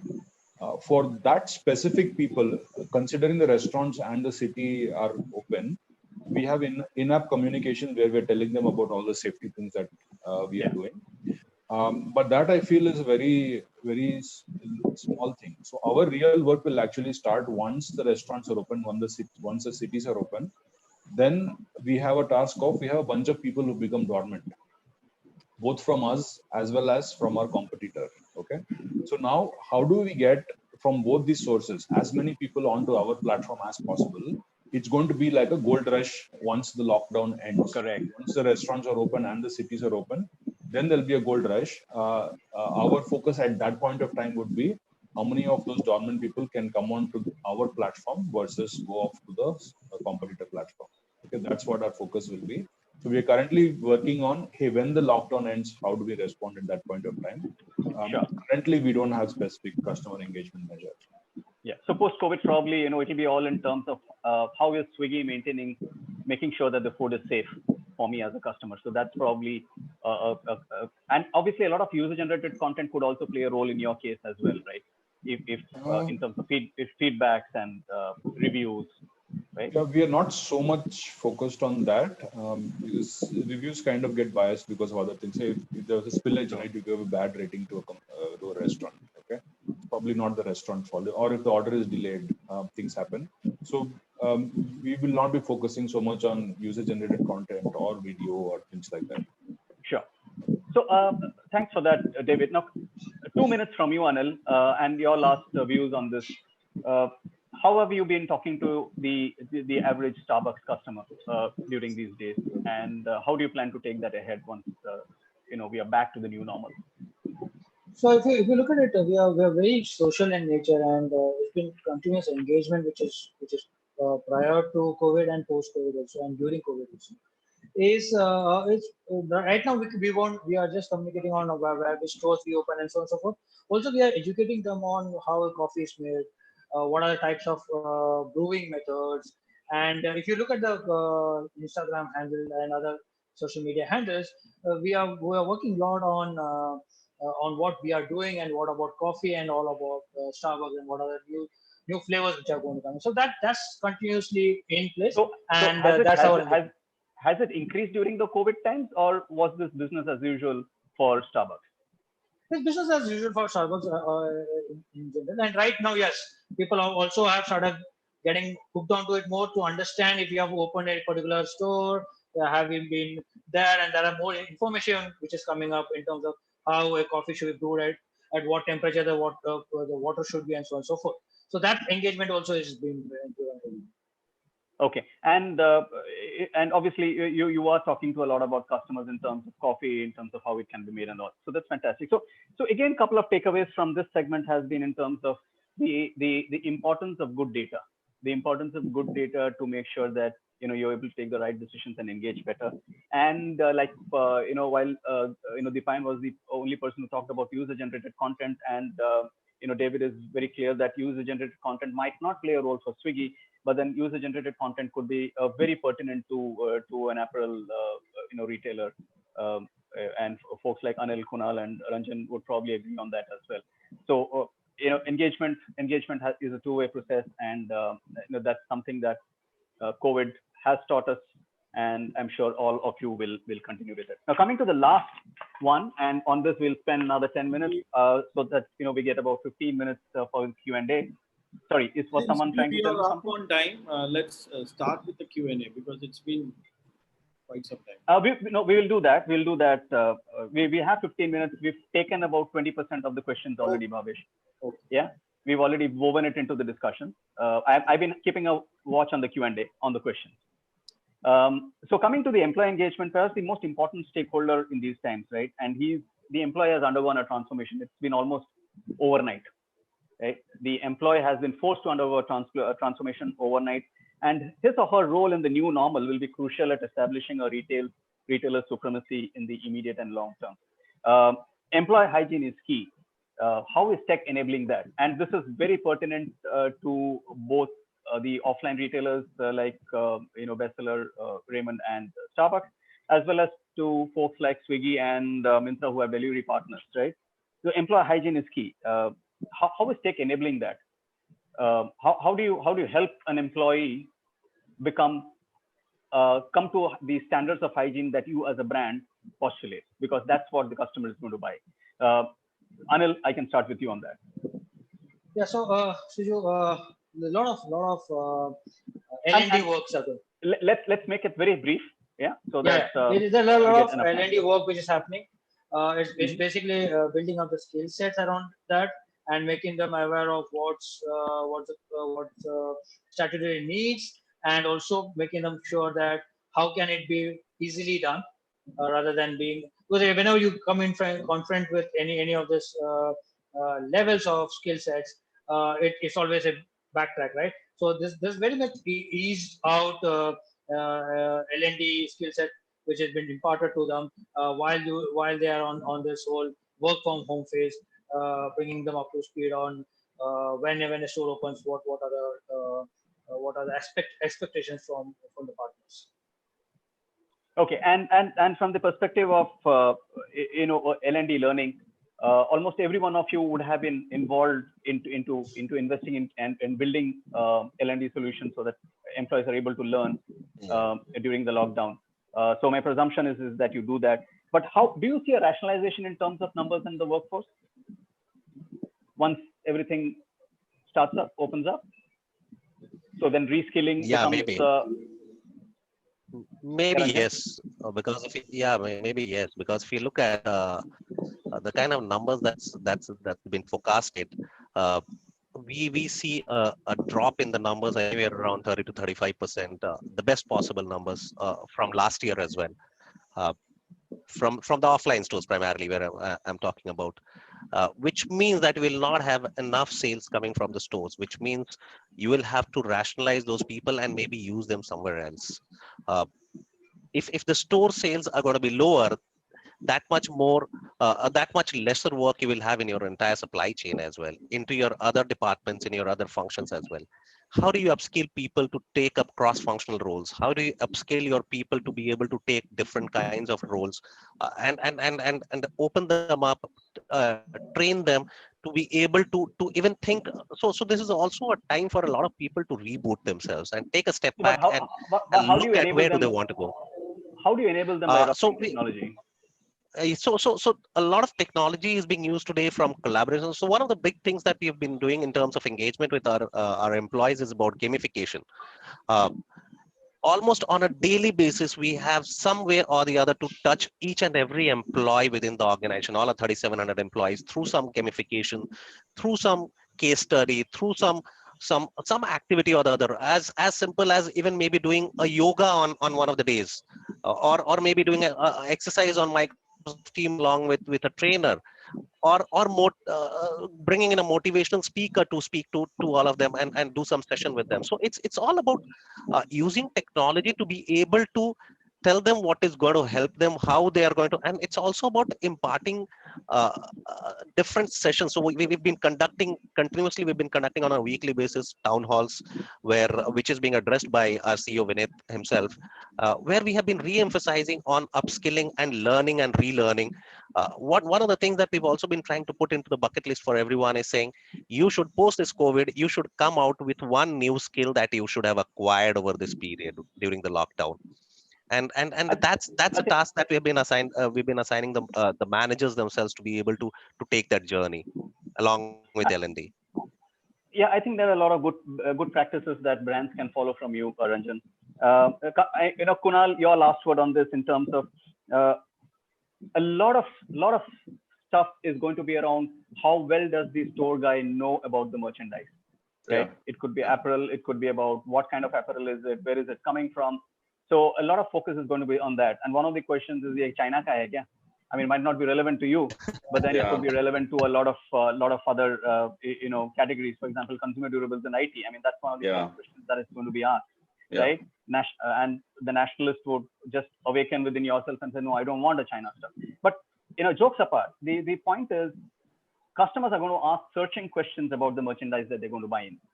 Right? How do you think one can use technology to enable or ensure that the employee has the right information with them at that point in time? It's funny you asked, because that was one of the questions the franchisees and the store managers actually asked.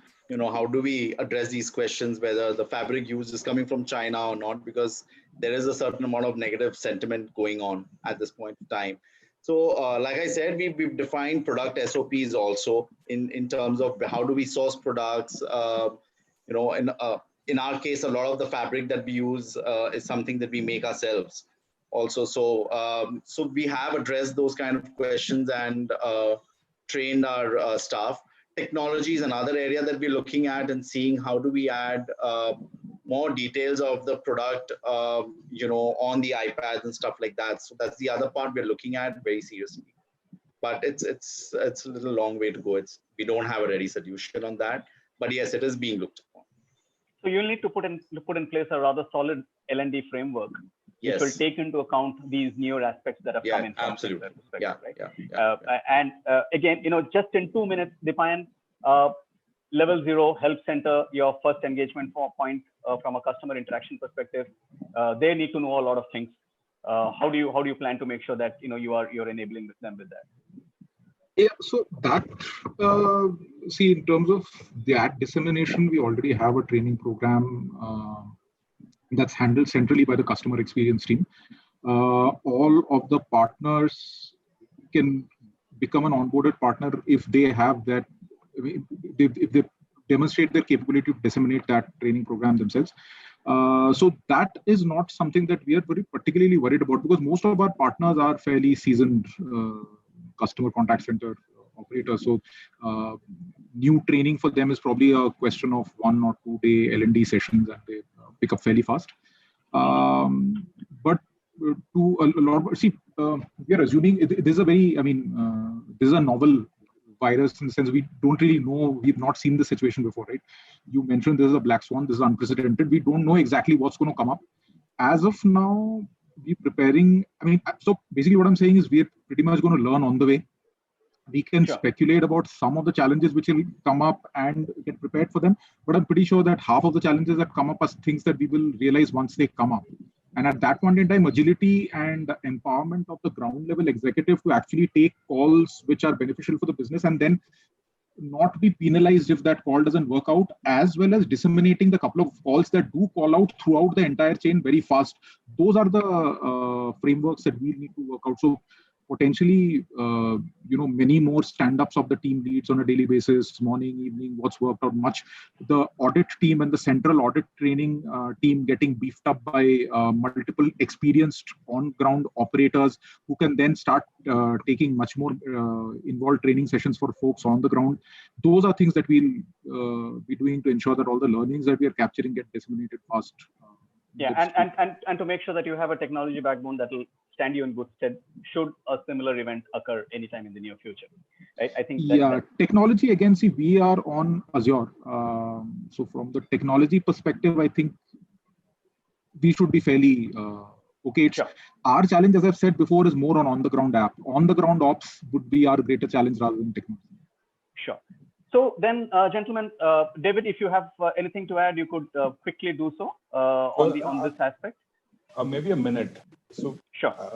One of the things I just encourage everybody is to also look at the software aspects of employee engagement.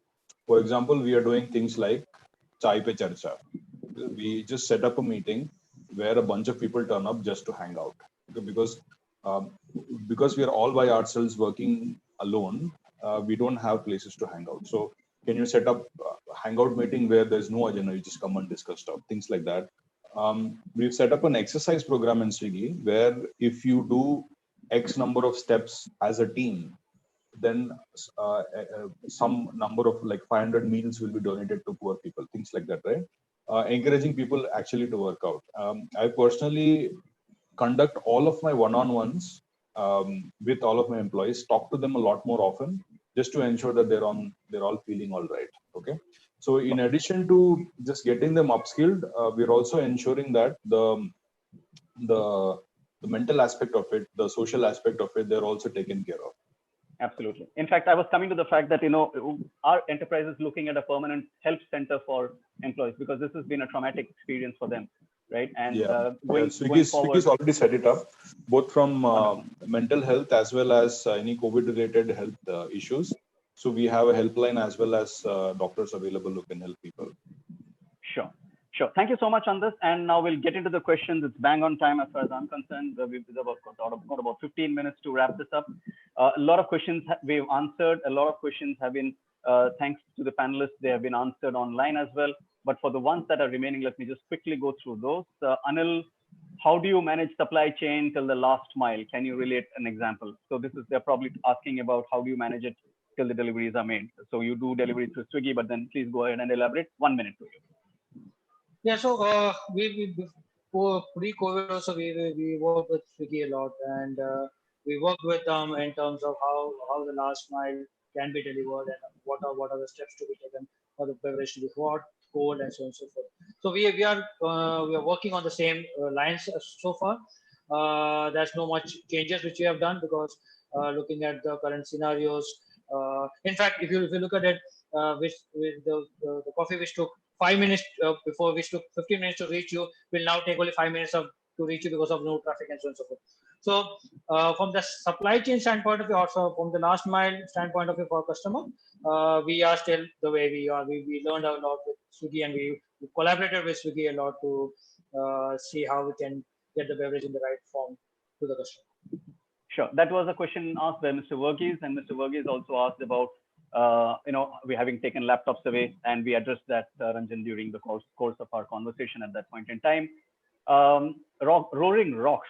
Okay, that's one optimistic person. Nice to see that.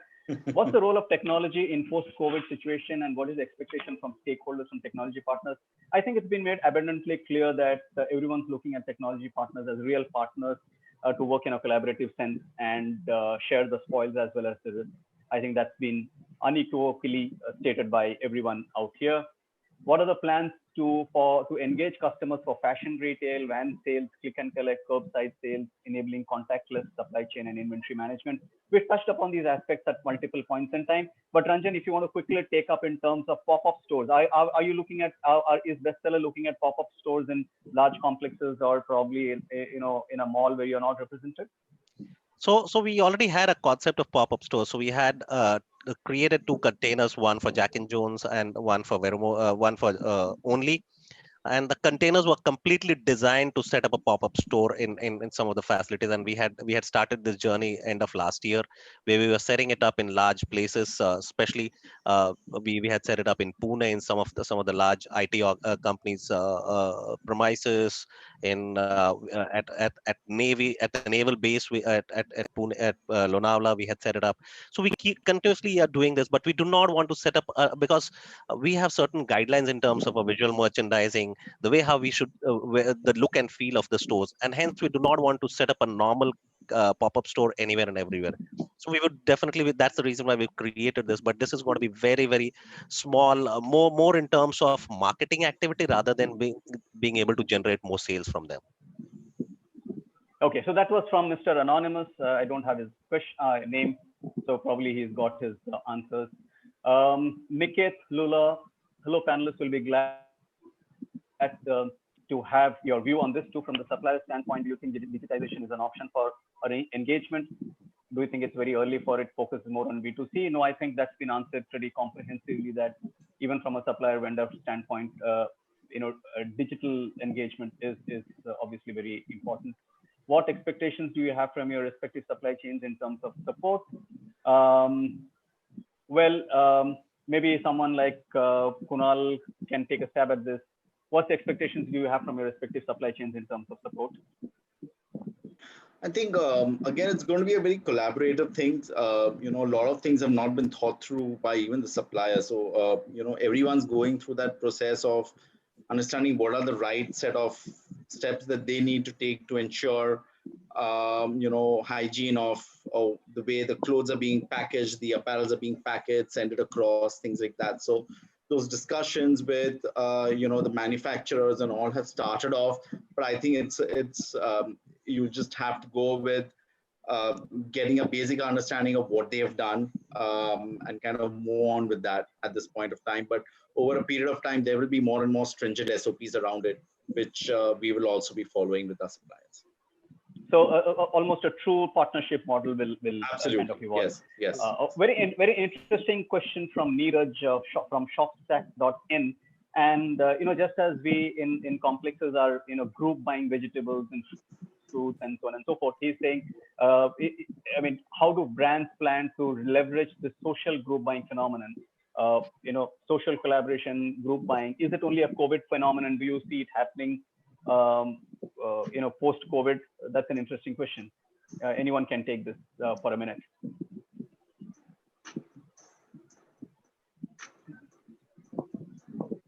Anyone? At least my experience has been that group buying is probably not working out that well. Okay, things like missing items, returns, payments are best handled one-on-one with some support from the call center, right? Especially with groceries and things like that, if let's say the quality of items is not very good, the bulk delivery, let's say a truck driver doesn't know what to do. He'll be like, hey, I don't know. I don't think even in the current world, bulk buying is working out. What is working out best is getting that vegetable vendor closer to the house. Okay. So like my locality has a truck which comes 4 hours a day with vegetables and milk and curd and stuff like that, right? That seems to be working. I don't know if social is working right now also. So in the future, I don't. And even if it, and even if it does, David, sorry to interrupt you. Even if it does, probably we have a higher propensity for being compassionate right now because of COVID, and we are able to take in a lot of, negatives that have come in. Correct, right? correct. Our expectation levels are lower. So, but once COVID is back, we will start acting like kings anyways, and we will want the best at the lowest price. So Anurag Madan has a question specifically for Deepayan. Deepayan, greetings. This is Anurag Madan from Trend OA. We are into online women ethnic fashion business. In this COVID times, how can we ensure customer retention and pull strategy to have business floating in place? Deepayan, quick 1 minute for him, please. Yeah, sure. So, see, essentially, it goes back to what I was talking about, what keeping the customer engaged in non-commerce activities. So, if your app or website is purely commerce, the customer does not have a use case for them to come back and engage with your app or website. So, there has to be some non-commerce activity which is useful for them. The way we have figured it out is on Studio by getting a lot of fashion-related content. Whether it be Myntra Fashion Superstar or any other masterclasses that any of our our Instagram influencers are providing. So some sort of content which is not a commerce activity is going to have to be done to engage your platform, customers on it. Okay. Thanks. Probably another couple of questions. One which Kunal, I would want you to take, because this is a question from Shuchita Jain, who's asked, how can franchises improve offline sales if walk-ins drop phenomenally? Are store closing imminent? I know it's like crystal gazing, but then your quick 1 minute on this, please.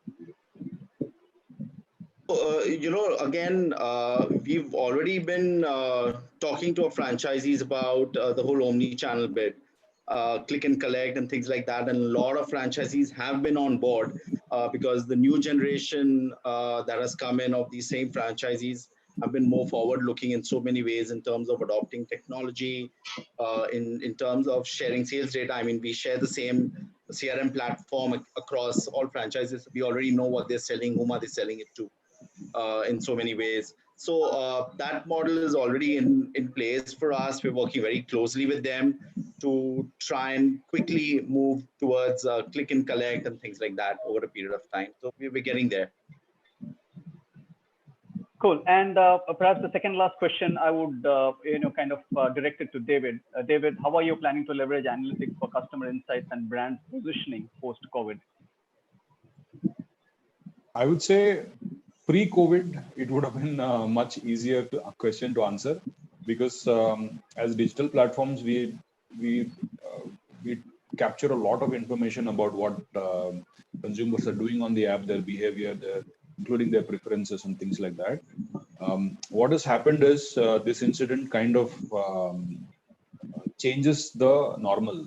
So if I was able to predict something 2 months ago, any prediction I made 2 months ago is not valid today, because it's going to fundamentally change. So what happens post-COVID is we'll have to rebuild all that intelligence over again, because consumer preferences, consumer behavior might have changed.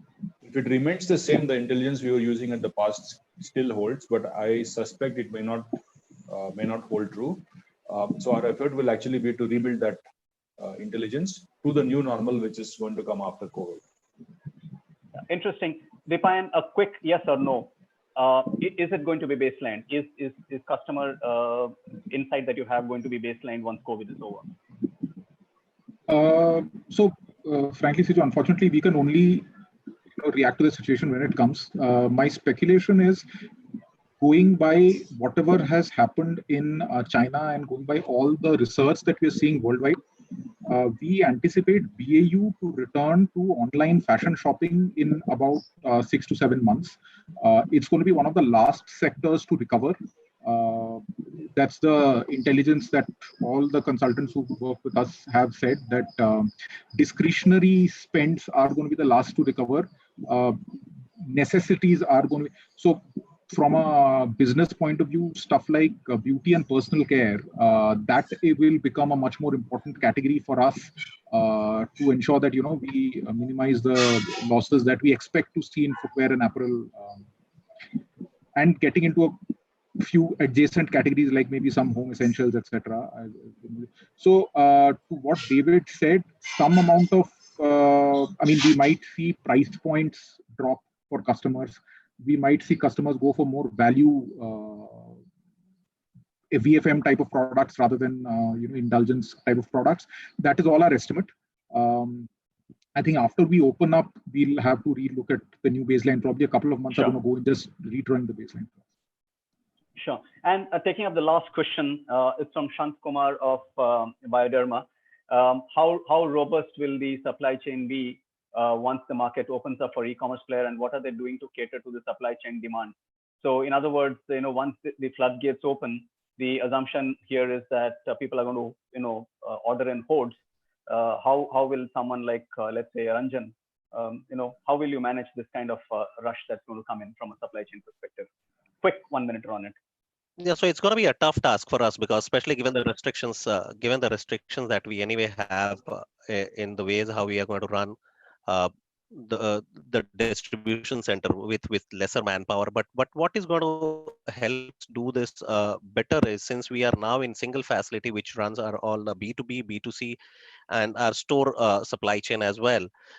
We can actually move our people around and get them to focus more on the fulfillment for the e-commerce orders, because that's where the orders are going to be.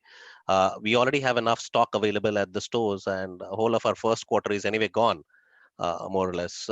And spring summer merchandise is what is available currently in the distribution center and the stores, and spring summer will be over by the time with the stores open.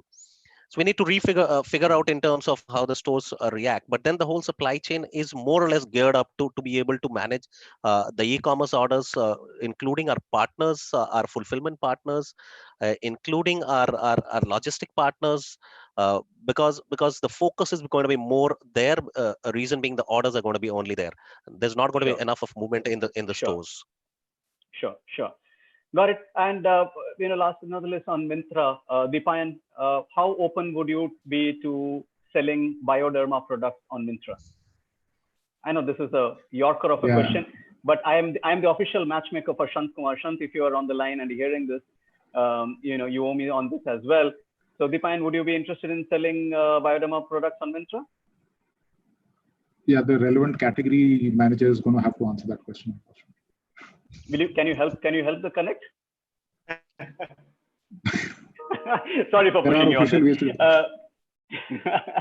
No, it's fine, absolutely fine. And so before we wrap up, we've managed to take all the questions, gentlemen. Thank you so much. I think that's an achievement in a certain sense. Managed to take all the questions that were there on the Q&A window. One last question. What have you been personally doing during these times? We just got about a minute left.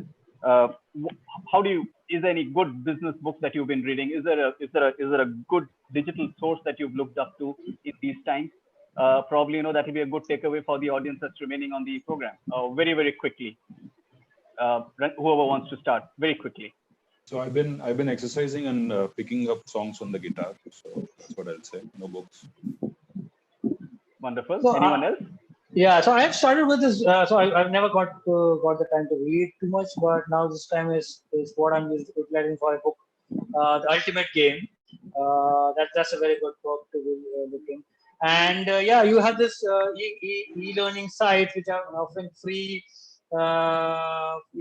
courses every now and then. So I've been enrolling to most of them and just trying to have a feeler of what's happening and how do I build more of my skill sets, or brush passing on most of my skill sets. Yeah, so fantastic. I mean, a lot of universities have these portals who have opened up their e-learning courses for free, and for a time period. I think that's a good Someone wants to take the last word on this? I think I have been using a lot of my time. Yeah, so I have been trying to get back to my fitness regime because this is a good time. Normally, I would not get enough time to get back to my fitness. This is a good time I'm being able to leverage and use to get back to my fitness. Fantastic. So if there's no one else, then I'll be more than happy to conclude. And probably I could add my 2 cents out here. If there's a book that you want to pick up and read, The 5 a.m. Club by Robin Sharma is a great pick. I think you should do that. There are multiple digital sources available. Lots of studies happening around the retail trends, starting with China. Lots of fantastic articles on retail technology trends in China. It'll be actually very, very good for you to kind of start reading up because we are entering the new normal where quite a few things are uncertain, right? And I think the only way to prepare is to be absolutely sure of what we can deliver and what we can prepare for. So on that note, thank you so much, gentlemen. It's been a very, very interesting conversation with all the 5 of you. And I hope the participants, the audience had a good time. They've learned something from the last 2 hours that they've spent with us. And hoping to catch you all face to face over a cup of Starbucks coffee in the near future. So thank you once again. For all of us, right? Yeah, the pleasure is mine. Yeah, guys, thank you so much.